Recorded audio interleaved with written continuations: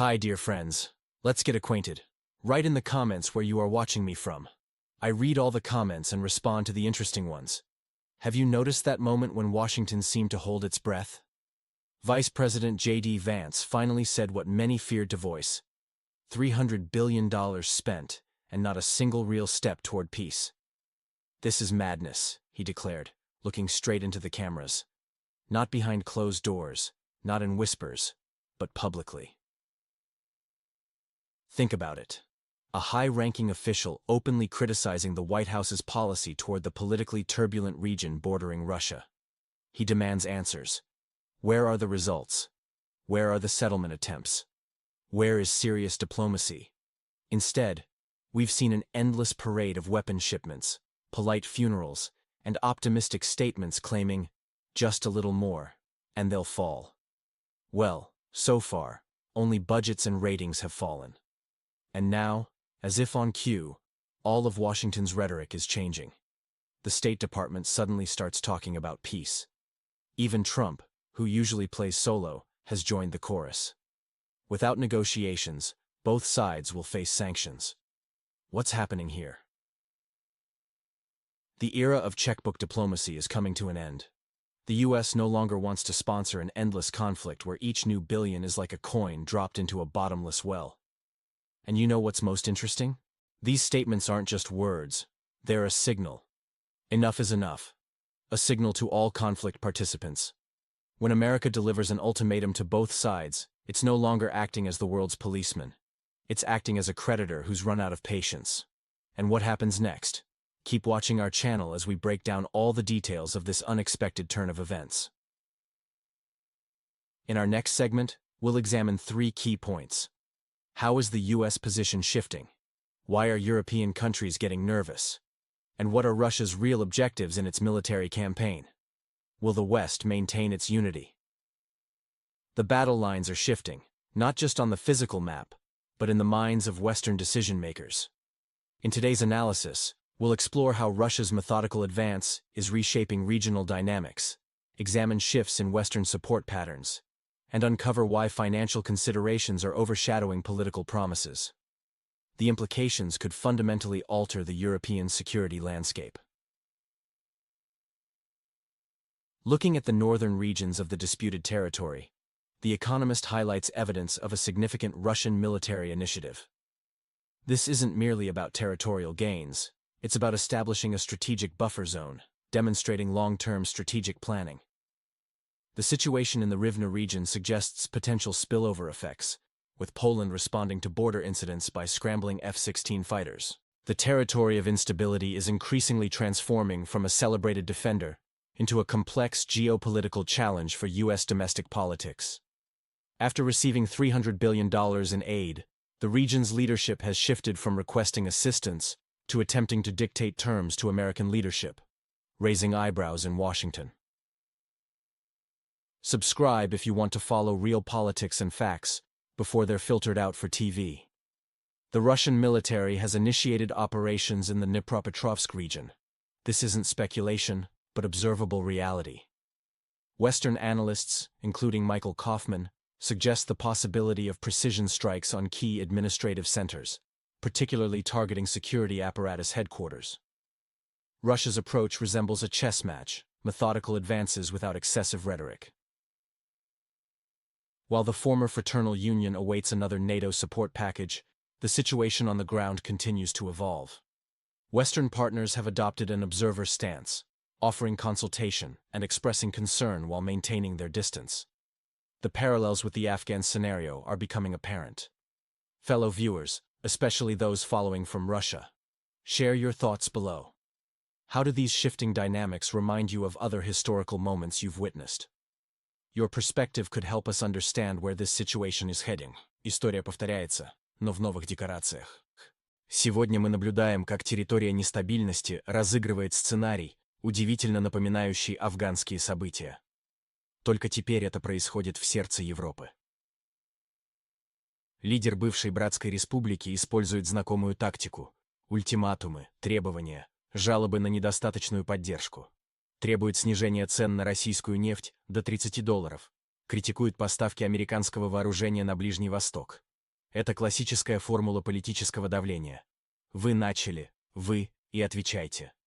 Схема простая и эффективна. Если не помогаете, вы предатели, если помогаете, увязнете глубже. Растущие затраты, токсичность ситуации, бесконечные требования – все это мы уже видели в Кабуле. Трамп, похоже, видит эту ловушку насквозь. Его позиция ясна. Без договоренностей санкции ударят по всем, а провокации против российских объектов могут перечеркнуть любые перспективы диалога. Механизм зависимости прост. Сколько ни дай, всегда мало. Чем больше поддержки, тем громче упреки в ее недостаточности. Нет систем ПВО – новая волна обвинений. Сейчас разыгрывается карта «Если проиграем, виновата Америка». Трамп, учитывая опыт предшественников, не готов погружаться в проект без четкой стратегии выхода. История показывает, подобные ситуации редко заканчиваются хорошо для всех участников. Текущий кризис может стать поворотным моментом в международной политике. Старые схемы работают по-новому, но результат может быть предсказуем. Друзья, особенно интересно услышать мнение наших зрителей из России. Какие исторические параллели вы видите между текущей ситуацией и событиями в других горячих точках? Ваш опыт и понимание ситуации особенно ценны для нашего сообщества. The theater of geopolitical absurdity continues to astound even seasoned observers. A pattern emerges reminiscent of Afghanistan, where failures are automatically attributed to Washington. Trump, sensing historical echoes, appears reluctant to repeat Saigon-like scenarios. Britain's position is particularly fascinating. While London loudly condemns bloody barrels, British tankers quietly transport Russian energy resources without identification markers. Economic reality proves more stubborn than political posturing, especially when treasuries are empty and winter isn't just a virtual concept. The numbers tell a compelling story. Over 2 years, Moscow earned $800 billion, triple the $309 billion in aid received by the territory of instability. Remarkably, $228 billion came from sanctioning countries themselves. They wag fingers with one hand while sending payments with the other. The European Union, despite being the loudest supporter of the northern Black Sea region, ranks second among Russian hydrocarbon buyers, trailing only China. Some oil undergoes ethical cleansing through Turkey and India. First processing, then re-export. Suddenly, non-Russian oil powers European vehicles. Gas flows find alternative routes through Turkey, Hungary, and Slovakia. Russia's pipeline gas revenues increased by 9%, while export volumes dropped merely 6%. So much for isolation. This isn't merely trade. It's a new model of geopolitical confrontation. The front line isn't on battlefields but in maritime terminals. Alliances are determined not by weapons deliveries but by undeclared energy transportation. Victory is measured not in kilometers but in billions. When your primary customers are your declared adversaries and your main energy carriers fly under foreign flags, traditional concepts of friendship and enmity become blurred. The world witnesses an unprecedented spectacle where economic pragmatism trumps political declarations. Share your thoughts on this paradox.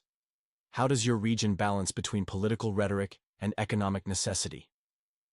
Russian viewers, we're particularly interested in your perspective on how these complex trade relationships affect daily life.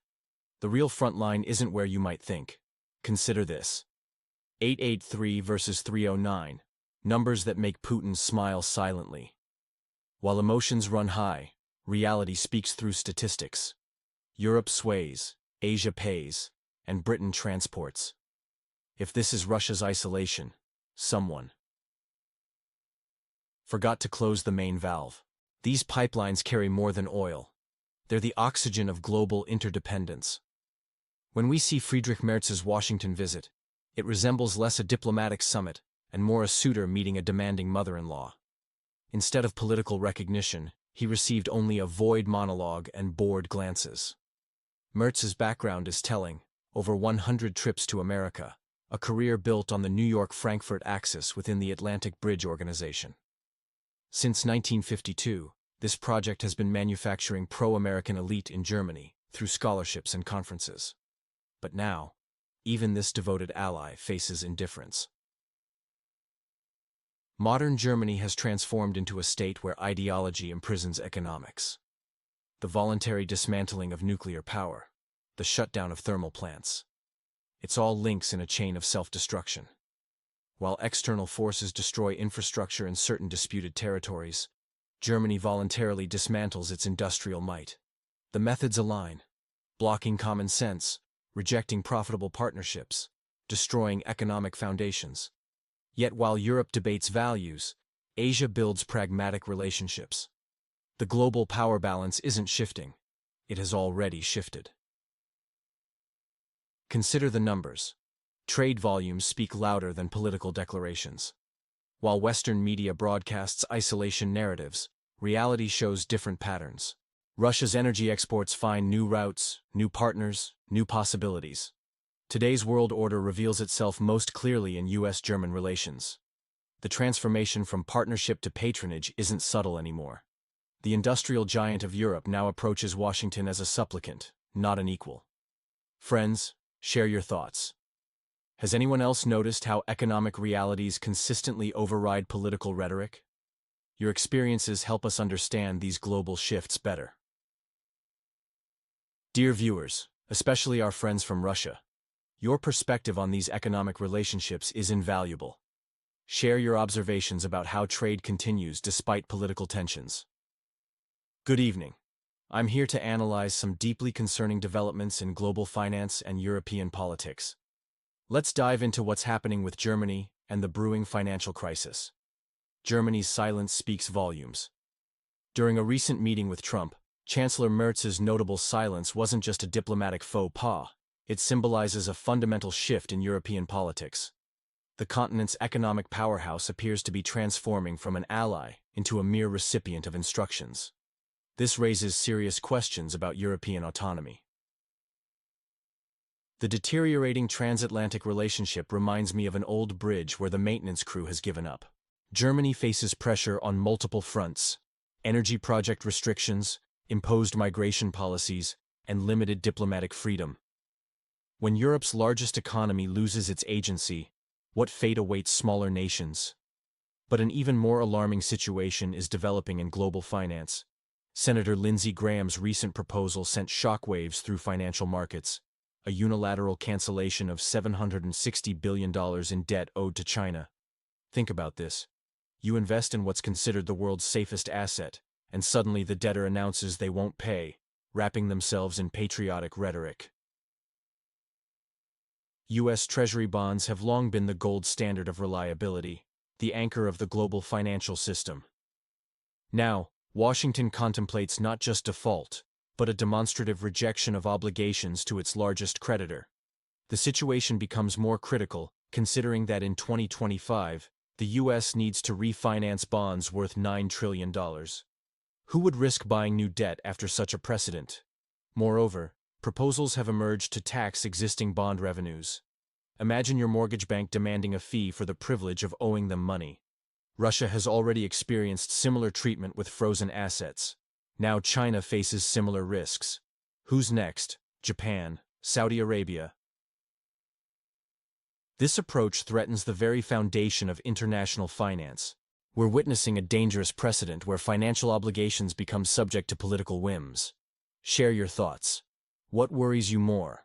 Germany's loss of independence or the potential collapse of trust in U.S. Treasury bonds?